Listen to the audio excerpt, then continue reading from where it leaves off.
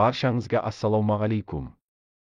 Кеше Уәлиханов ауданында 26 жастағы жас келіншек ұлттық біліктілік сынағынан өте алмай қатты күйзелген.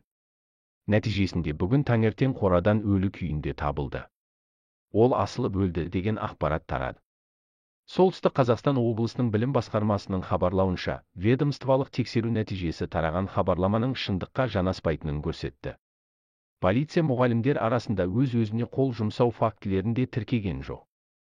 Аттестацияға келетін болсақ, оның 5 жыл сайын өтетінін ескереміз.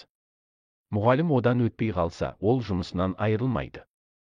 Аттестация мұғалімнің біліктілігі мен қосымша ақы төлеу үшін өткізіледі делінген хабарламада.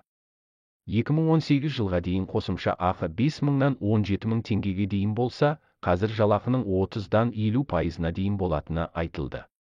Мәселен, жалақы 300.000 теңге болса, қосымша төлем 150.000 теңгеге дейін жетуі мүмкін.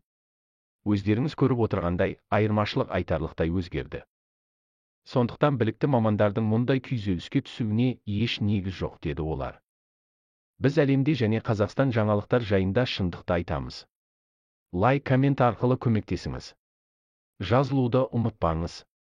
Бұл арна үшін сіздерден ең үлкен көмек.